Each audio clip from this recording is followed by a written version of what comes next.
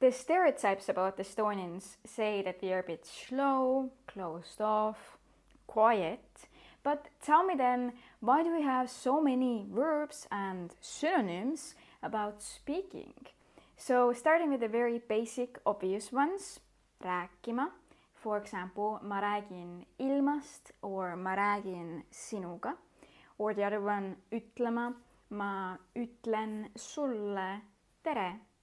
And then we have many synonyms about essentially just chatting, like jutustama, lobisema, jahvatama, laterdama, and so on. And by the way, if you can think of any others, let them know in the comments.